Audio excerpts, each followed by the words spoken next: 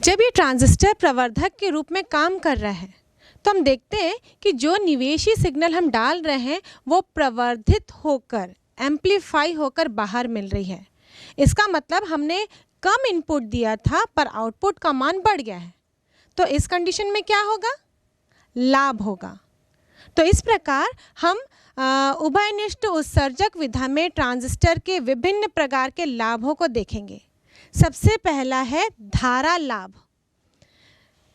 हम जानते हैं कि निवेशी में भी धारा प्रवाहित हो रही है और निर्गत परिपथ में भी धारा प्रवाहित हो रही है। तो जब निर्गत परिपथ की धारा का अनुपात हम निवेशी परिपथ से लेते हैं तो ये कहलाता है धारा लाभ, क्योंकि यहाँ पर मान बढ़कर मिल रहा है। इसका मतलब यहाँ पर सिग्नल बढ़कर मिल रहा है। इसका मतलब जो निर्गत धारा है उसका मान अधिक होगा और निवेशी धारा का मान कम होगा। तो यही अनुपात हमको लेना है और इस धारा लाभ को हम दर्शाते हैं दो तरीके से। एक होती है एसी धारा लाभ और दूसरी होती है डीसी धारा लाभ। एसी में हम परिवर्तन को कंसिडर करते हैं और डीसी में डायरेक्ट मान को कंसिडर करते हैं। तो एसी धारा लाभ का सूत्र देखें तो बीटा एसी बराबर निर्गत धारा में परिवर्तन अपॉन निवेशी धारा में परिवर्तन। और इसको कब हम नोट कर सकते हैं या कब हम ज्ञात कर सकते हैं? जब जो निर्गत वोल्टेज लगाया जा रहा है उसका मान नियत हो। तो हमको यहाँ पर VCE का मान नियत लेना है। तो यहाँ पर हम लिखेंगे डेल्टा IC धारा संग्राहक में प्रवाहित हो रही है और IB धारा निवेशी के रूप में निवेशी परिपथ में प्रवाहित हो रही है। तो हम लिखेंगे delta IC upon delta IB। कब? जब VCE संग्राहक और उत्सर्जक वोल्टेज का मान नियत हो, यानी कि आउटपुट वोल्टेज का मान नियत हो। इसी प्रकार डीसी धारा लाभ को दर्शाएंगे बीटा DC से और ये भी अनुपात होगी निर्गत धारा यानी IC निवेशी धारा यानी IB का। कब? जब यहाँ पर आउटपुट वोल्टेज VCE का मान नियत हो। इसे हम धारा प्रवर्धन भी कहते हैं, क्योंकि धारा का मान बढ़ रहा है तो इसलिए धारा प्रवर्धन भी कहते हैं। अब नेक्स्ट है प्रतिरोध लाभ यानी कि रेजिस्टेंस गेन। यहाँ पर प्रवर्धन हो रहा है इसलिए हम लोग एम्प्लीफिकेशन बोल सकते हैं और यहाँ पर हम ए चिन्ह से दर्शाते हैं। तो हम यहाँ लिखेंगे AR, आर हम प्रतिरोध के लिए लिखें, बराबर निर्गत प्रतिरोध अपॉन निवेशी प्रतिरोध। मतलब निर्गत परिपथ का प्रतिरोध अपॉन निवेशी परिपथ का प्रतिरोध, जिसको लिखेंगे RO यानी कि R आउटपुट अपॉन RI यानी कि R इनपुट। अब नेक्स्ट इसी में है वोल्टेज लाभ यानी कि वोल्टेज गेन। इसको हम दर्शाएंगे AV से। ये भी जो निर्गत परिपथ में वोल्टेज है उसका परिवर्तन और निवेशी परिपथ में जो वोल्टेज है उसके परिवर्तन का अनुपात होती है। तो यहाँ पे लिख सकते हैं हम लोग AV बराबर डेल्टा VCE, क्योंकि आउटपुट में VCE है और इनपुट में VBE है, तो डेल्टा VBE। आउटपुट का प्रतिरोध RO है, आउटपुट में बहने वाली धारा IC है, तो हम डेल्टा VCE को लिखेंगे RO डेल्टा IC। वैसे ही इनपुट में प्रवाहित होने वाली धारा IB है और इनपुट परिपथ का प्रतिरोध RI है, तो हम यहाँ पे लिखेंगे delta VBE equal to RI into delta IB।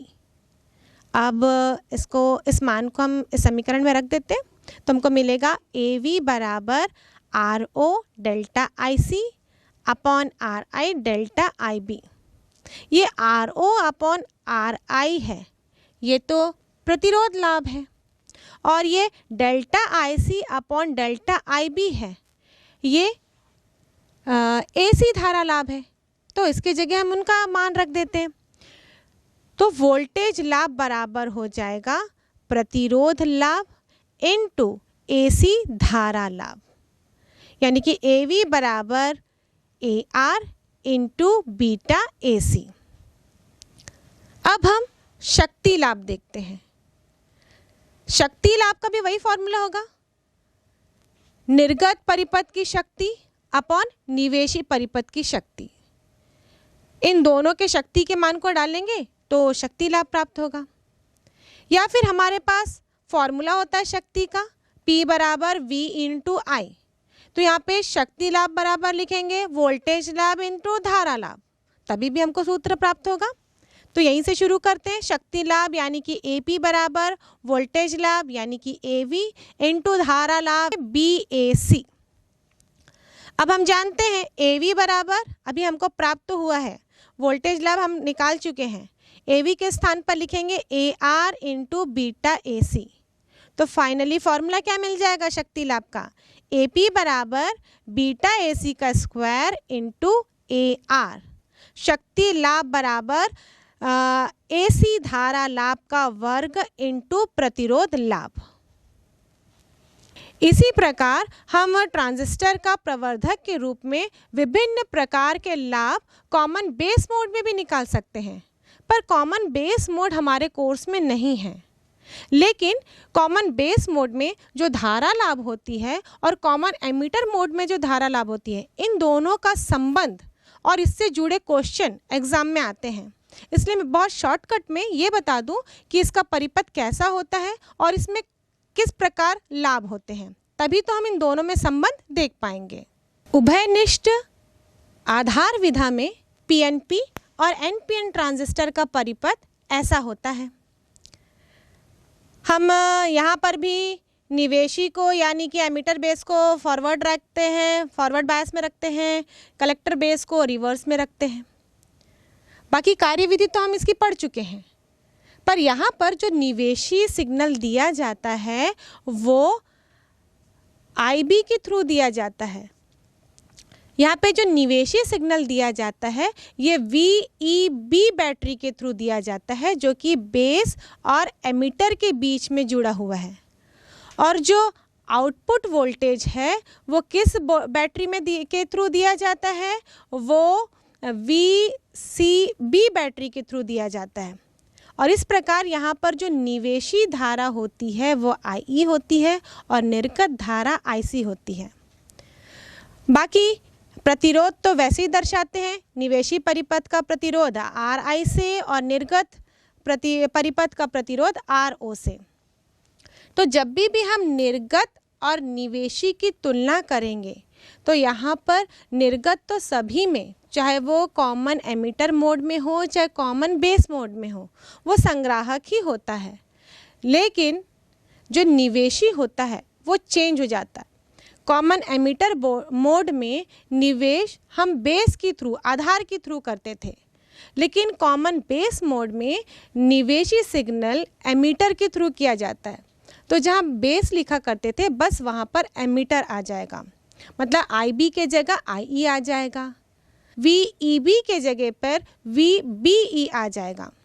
इस प्रकार यहाँ पर बस जो निवेशी है वो पोर्शन चेंज हो जाएगा। तो इस प्रकार यहाँ पर यदि धारा लाभ देखें, धारा लाभ भी दो प्रकार के होंगे, AC धारा लाभ और DC धारा लाभ। यहाँ पर धारा लाभ को हम दर्शाते हैं अल्फा से। AC धारा लाभ यानी कि अल्फा AC बराबर हो जाएगा निर्गत धारा में परिवर्तन और निवेशी धारा में परिवर्तन के अनुपात। कब? जब VCB यानी कि निर्गत वोल्टेज नियत हो। तो हम लिखेंगे delta IC upon delta IE। कब? जब VCB का मान नियत हो। और अल्फा DC का मान होगा निर्गत धारा अपॉन निवेशी धारा का अनुपात। कब? जब निर्गत वोल्टेज नियत हो, यानी कि IC अपॉन IE। कब? जब VCB नियत हो। अब हम इस धारा लाभ को दोनों ही विधाओं में देखेंगे, मतलब अल्फा और बीटा में संबंध निकालेंगे। उभयनिष्ठ उत्सर्जक विधा में धारा लाभ बीटा बराबर होता है delta IC upon delta IB जब VCE नियत हो। उभयनिष्ठ आधार विधा में धारा लाभ अल्फा बराबर होता है delta IC upon delta IE जब VCB नियत हो। अब इन दोनों में संबंध स्थापित करने के लिए हम किरचॉफ के नियम को लेंगे, क्योंकि दोनों में ही किरचॉफ के नियम के अनुसार सेम इक्वेशन बन रहा है धारा के लिए, और वो इक्वेशन होता है IE बराबर IB प्लस IC। तो हम इक्वेशन लेंगे IE बराबर IB प्लस IC। अगर एक भी धारा में परिवर्तन होता है तो तीनों धारा में परिवर्तन हो जाती है, यानी कि हम लिखेंगे डेल्टा IE बराबर delta IC plus delta IB। यदि समीकरण को मैं डेल्टा IC से भाग दूं तो ये बन जाएगा delta IE upon delta IC equal to delta IC upon delta IC plus delta IB upon delta IC। अब इस समीकरण को देखें तो अल्फा का मान होता है delta IC upon delta IE, पर यहाँ उल्टा है, तो हम यहाँ लिखेंगे 1 upon alpha equal to 1 plus, यहाँ भी उल्टा है, ये भी कॉमन एमीटर मोड में धारा लाभ का उल्टा समीकरण दिख रहा है, तो हम यहाँ पर भी लिखेंगे 1 अपॉन बीटा, और फॉर्मूला बन जाएगा 1 अपॉन अल्फा इक्वल टू, दोनों का एलसीएम लेंगे, ये होगा बीटा, बीटा प्लस 1, तो अल्फा बराबर हो जाएगा बीटा अपॉन 1 प्लस बीटा। ये संबंध है अल्फा और बीटा में।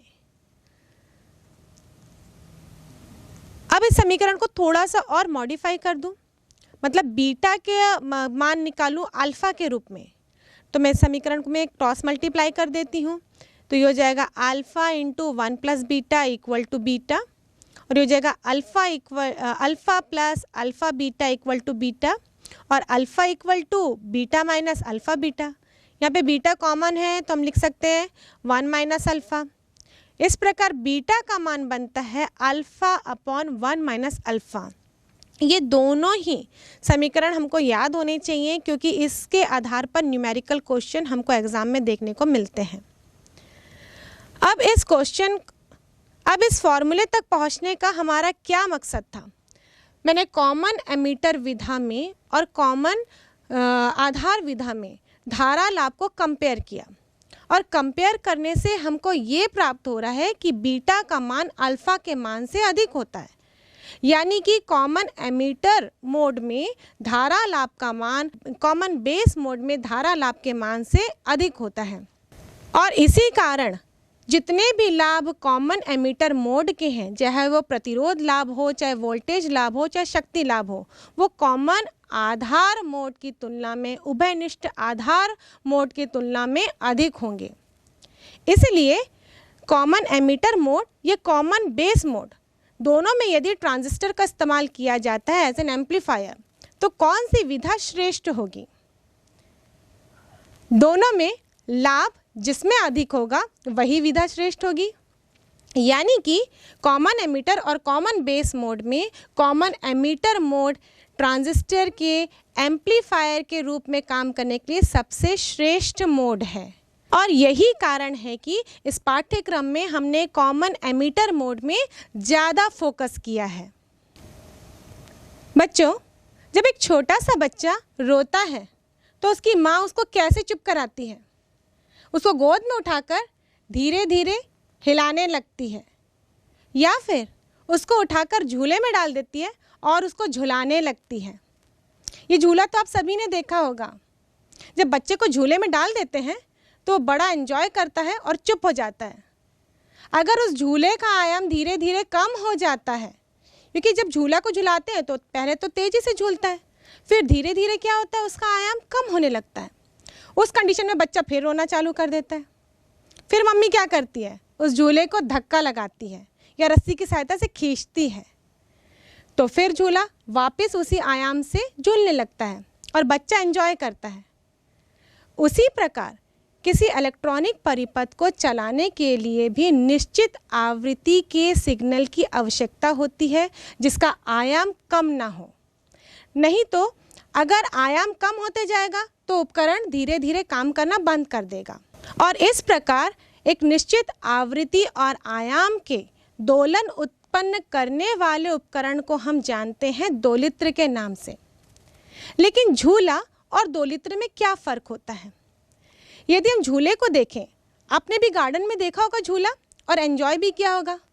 जब आपका दोस्त आपके साथ जाता है, आप झूले में आराम से बैठ जाते हैं और उसको बोलते हैं पीछे से धक्का लगा। शुरुआत में जब वो धक्का लगा देता है तो झूला बड़ी तेज़ी से झूलता है, और वो धक्का लगाना बंद कर देता है तो झूला धीरे धीरे रुकने लगता है।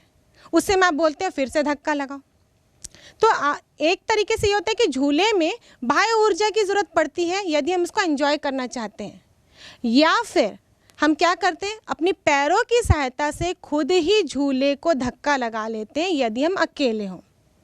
तो दोलित्र भी एक ऐसा परिपथ है जिसमें कि आयाम को बाह्य ऊर्जा की सहायता से नियत नहीं रखा जाता, बल्कि उसके अंदर खुद ही बैटरी के द्वारा ऊर्जा लेकर उस आयाम को नियत रख दिया जाता है। जैसे कि आपने पेंडुलम वाली घड़ी देखी होगी। पेंडुलम वाली घड़ी हम देखते हैं एक निश्चित बिंदु के दोनों ओर दोलन करती हुई रहती है, पर क्या उसको हम हिलाते रहते हैं जा के? नहीं हिलाते हैं ना। उसमें एक बैटरी लगी होती है जिसकी सहायता से वो विद्युत ऊर्जा लेता है और पेंडुलम अपने आप वही नियत आयाम में दोलन करता है। उसकी आवृत्ति भी नियत रहती है, उसका आयाम भी नियत रहता है। तो आज हम ऐसे ही परिपथ का अध्ययन करेंगे जिसको हम कहते हैं दोलित्र। तो एक बात तो क्लियर है, दोलित्र का काम क्या है? ये एक निश्चित आवृत्ति और आयाम का सिग्नल देता रहेगा बिना किसी बाह्य ऊर्जा के। वो ऊर्जा वो खुद के अंदर लगी हुई बैटरी से प्राप्त करेगा। बैटरी से ऊर्जा प्राप्त कर रहा है। बैटरी कैसा स्रोत है? वो एक डीसी स्रोत है, मतलब उसमें से डीसी सिग्नल मिलेगा। और आयाम या आवृत्ति बोल रही हूँ, इसका मतलब कैसा सिग्नल मिल रहा है? एक प्रत्यावर्ती सिग्नल प्राप्त हो रहा है। तो दूसरे शब्दों में हम ये कहें कि दोलित्र एक ऐसा उपकरण है जो डीसी सिग्नल को एसी सिग्नल में कन्वर्ट करता है। अब ये काम कैसे करता है? वास्तव में जो आउटपुट मिल रहा है उसमें से थोड़ा सा हम आउटपुट ले लेते हैं और उसको हम इनपुट के अंदर डाल देते हैं, मतलब एक फीडबैक का काम करता है। जैसे मैंने उदाहरण के लिए बताया, आप अपने पैरों की सहायता से धक्का मारते हैं तो फीडबैक कहाँ से लेते हैं? आप ऊंचाई पर जा रहे हैं, नीचे आ रहे हैं, तो आप अपनी ही ऊर्जा को झूले को पुश करने के लिए लगाते हैं और झूला झूलने लगता है। सेम ऐसे ही इसमें जो आउटपुट मिलेगा सिग्नल, उसी को हम थोड़ा सा लेकर इनपुट में डाल देते हैं ताकि वो अपने आप लगातार काम करता रहे, उसे किसी बाह्य ऊर्जा की ज़रूरत ना हो। अब इसका कंस्ट्रक्शन कैसा होता है? वैसे तो दोलित्र दो प्रकार के सर्किटों से मिलकर बनाया जाता है। उसमें एलसी भी होता है या फिर एलआर भी होता है, मतलब प्रेरक कुंडली और प्रतिरोध भी हो सकते हैं और प्रेरक कुंडली और संधारित्र भी हो सकते हैं। यहाँ पर हम ऐसे दोलित्र का कंस्ट्रक्शन पढ़ेंगे जिसमें प्रेरक कुंडली और संधारित्र दोनों मिलकर एक टैंक परिपथ के रूप में कार्य कर रहे हों। पर यहाँ पर जो संधारित्र यूज़ करेंगे वो परिवर्ती धारिता का संधारित्र होगा। इसका परिपथ कुछ इस प्रकार दिखेगा। यहाँ पर हमने एक ट्रांजिस्टर लिया है। ये ट्रांजिस्टर एनपीएन है और ये कौन सी विधा में काम कर रहा है? कॉमन एमिटर विधा में। हमने यहाँ पर दो बैटरियाँ लगाई हैं। इसमें से एक बैटरी उत्सर्जक और आधार वाली संधि को बायसिंग काम कर रही है, वो भी फॉरवर्ड, और दूसरी वाली बैटरी संग्राहक वाली संधि को बायसिंग कर रही है, वो भी रिवर्स। अब यहाँ पर एक लगी हुई कुंजी, यहाँ पर एक एलसी परिपथ यानी कि एक टैंक परिपथ जिसको C1 और L1 से दर्शाया गया है।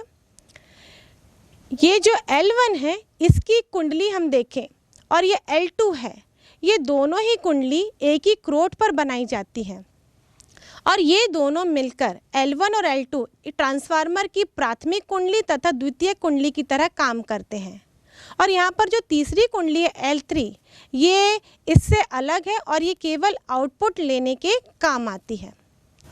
अब ये परिपथ कैसे काम करता है इसको समझने के लिए हम पहले के ब्लॉक आरेख देख लेते हैं, जिसमें ये उभयनिष्ठ उत्सर्जक विधा में काम करने वाला ट्रांजिस्टर एज एन एम्पलीफायर, ये आउटपुट देता है और इस आउटपुट को ही हम फीडबैक के रूप में वापस इस ट्रांजिस्टर तक पहुंचाते हैं, क्योंकि धीरे धीरे इससे प्राप्त होने वाला सिग्नल गिरने लगता है।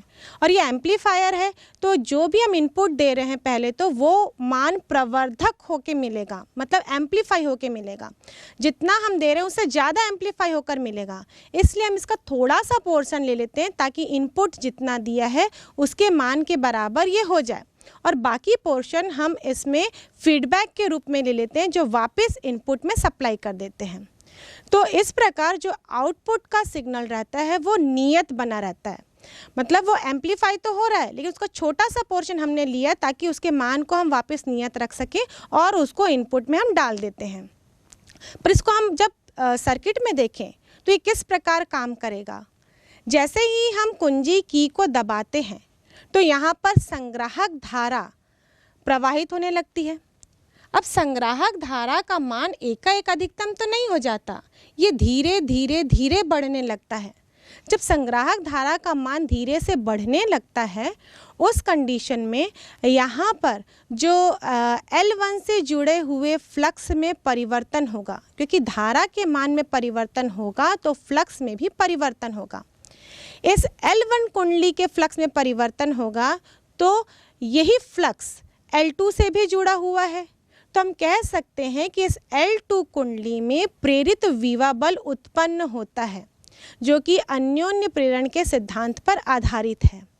और यही प्रेरित विद्युत वाहक बल जो कि इस परिपथ में दिया जा रहा है, इस एमीटर में बेस में दिया जा रहा है, वो फीडबैक के रूप में इस परिपथ में प्राप्त होगा। और ये प्रेरित विद्युत वाहक बल इस अग्र बायस का सपोर्ट करेगा, इसका सहयोग करेगा। और जब अग्र बायस का सपोर्ट करेगा, क्योंकि हम देख रहे हैं कि यहाँ पर अन्योन्य प्रेरण की प्रक्रिया जब होती है तो विपरीत होती है। अगर यहाँ धनात्मक अर्धचक्र होगा तो यहाँ पर हमको क्या प्राप्त होगा, ऋणात्मक अर्धचक्र। और वैसे ही एम्पलीफायर में भी हम देखें तो एम्पलीफायर जब कॉमन एमीटर मोड में काम करता है तो उसमें निवेशी और निर्गत सिग्नल के बीच में 180 डिग्री का कला अंतर होता है। तो यहाँ पर भी निर्गत और निवेशी के बीच में उल्टा ही सिग्नल प्राप्त होगा। अगर निवेशी में धनात्मक दे रहे होंगे तो निर्गत में ऋणात्मक होगा। यदि हम इसके एमीटर में धनात्मक अर्धचक्र देते हैं, ये धनात्मक अर्धचक्र इस एम्पलीफायर के थ्रू एम्पलीफाई होगा, लेकिन 180 डिग्री का कला अंतर आने के कारण जो आउटपुट में यानी संग्राहक में अर्धचक्र प्राप्त होगा वो ऋणात्मक होगा। ये ऋणात्मक अर्धचक्र किससे जुड़ा हुआ है, इस L1 कुंडली से जुड़ा हुआ है। और इस L1 कुंडली में फ्लक्स में परिवर्तन होगा, जिसके कारण इस L2 कुंडली में वापस कौन सा अर्धचक्र उत्पन्न हो जाएगा, धनात्मक अर्धचक्र उत्पन्न होगा। और यही फीडबैक के रूप में यहाँ एमीटर में प्राप्त होगा और ये काम करने लगेगा। सेम वैसे ही अगर यहाँ ऋणात्मक होगा तो इस L2 में भी ऋणात्मक अर्धचक्र प्राप्त होगा और ये इसको फीडबैक के रूप में देगा। मतलब जब झूला एक साइड आता है, जब उसको धक्का मारने की आवश्यकता होती है तभी तो हम धक्का मारते हैं। उसको अगर खींच के रख लेंगे हम तो वो काम नहीं करेगा।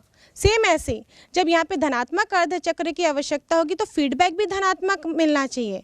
जब यहाँ पे ऋणात्मक अर्धचक्र होगा तो फीडबैक भी ऋणात्मक होना चाहिए, तभी ये दोलित्र प्रॉपरली काम करेगा। अब यहाँ पर जो प्रेरित विभव बल L2 में उत्पन्न हुआ है वो इस बैटरी के फॉरवर्ड बायस का सहयोग करेगा, और जब फॉरवर्ड बायस का सहयोग करे तो उत्सर्जक धारा IE का मान बढ़ने लगेगा, जिसके करस्पॉन्डिंग संग्राहक धारा IC का मान भी बढ़ने लगेगा। अब ये दोनों धाराएं बढ़ती जा रही हैं। अब ट्रांजिस्टर संतृप्त अवस्था में पहुंच जाएगा। ट्रांजिस्टर संतृप्त अवस्था में पहुंच जाएगा, इसका मतलब निवेशी इनपुट देने पर भी आउटपुट में कोई परिवर्तन नहीं होगा। मतलब यहाँ पर IE धारा और IC धारा में वृद्धि जो है वो रुक जाएगी, यहाँ पे नियत हो जाएगी। जब यहाँ पर धारा का मान नियत हो जाएगा उस कंडीशन में फ्लक्स में परिवर्तन L1 में वो भी रुक जाएगा। L1 फ्लक्स में परिवर्तन रुक जाएगा तो यहाँ पे प्रेरित विभव बल भी शून्य हो जाएगा। मतलब यहाँ पर एमिटर में कोई भी फीडबैक प्राप्त नहीं होगा, फीडबैक भी ज़ीरो हो गया। उस कंडीशन में क्या होगा? उस कंडीशन में IE का मान धीरे धीरे गिरने लगेगा और IC का मान भी धीरे धीरे कम होने लगेगा और इस कंडीशन में ट्रांजिस्टर कट ऑफ रीजन में आ जाता है और कट ऑफ रीजन में आ जाने पर दोनों ही धाराएं रुक जाती हैं, प्रवाहित नहीं होती। ना तो IE प्रवाहित होगी और ना ही IC प्रवाहित होगी और ये प्रक्रिया चलते रहेगी। मतलब ट्रांजिस्टर एक बार संतृप्त अवस्था में पहुंच जाएगा और फिर एक बार अंतक अवस्था में पहुंच जाएगा और इस प्रकार यहाँ पर जो टैंक सर्किट है उसमें एक निश्चित आवृत्ति के दोलन प्राप्त होंगे और ये आवृत्ति होगी न्यू बराबर 1/2 पाई LC, मतलब ये L और C पर निर्भर करती होगी। इसलिए L और C के निश्चित मान के लिए इस परिपथ में निश्चित आवृत्ति, निश्चित आयाम की प्राप्त होती रहेगी। इस प्रकार के दोलित्र का उपयोग हम बहुत सारे उपकरणों में करते हैं। वैसे ये दोलित्र दो प्रकार का सिग्नल दे सकता है। ये प्रत्यावर्ती सिग्नल तो देता है, पर प्रत्यावर्ती सिग्नल दो प्रकार से हो सकता है। एक साइनोसॉइडल, मतलब जो साइन कर्व के रूप में होता है, और दूसरा नॉन साइनोसॉइडल, मतलब ये या तो स्क्वायर वेव के रूप में होता है या तो ट्रायंगुलर वेव के रूप में होता है। इन दोनों ही वेव का उपयोग अलग अलग जगह पे किया जाता है। डिजिटल सर्किट जैसे कंप्यूटर, लैपटॉप हुए, वो केवल 0 और 1 को समझते हैं, यानी कि हाई और लो यही सिग्नल पे काम करते हैं। तो उस समय कौन सी वेव की आवश्यकता होती है? स्क्वायर वेव की, जो इसका आयाम भी चेंज ना हो और जिसकी आवृत्ति भी चेंज ना हो। लेकिन जब हम रेडियो तरंगों का प्रसारण करते हैं तो उनकी आवृत्ति बहुत ही कम होने के कारण और धीरे धीरे क्या होता है, उसमें डैम्पिंग भी होती है, उसके आयाम भी धीरे धीरे घटने लगते हैं। तो जब किसी भी रेडियो वेव को दूर तक पहुंचाना हो, ट्रांसमिट करना हो, तो हम क्या करते हैं, उसमें एक कैरियर वेव को मिक्स कर देते हैं। इस कैरियर वेव की आवृत्ति और आयाम निश्चित रहते हैं, इसकी आवृत्ति बहुत अधिक रहती है और ये रेडियो वेव के साथ मिक्स होने पर रेडियो वेव को ले जाने का काम करती है। इस निश्चित आवृत्ति आयाम के कैरियर वेव को इसी ऑसिलेटर के जरिए ही उत्पन्न किया जाता है। वैसे इस ऑसिलेटर का उपयोग रेडियो तरंगों को जनरेट करने के लिए भी किया जाता है। Radar, television, computer, laptop, electronic चीज़ें, इन सारी चीज़ों में इन दोलित्रों का उपयोग किया जाता है।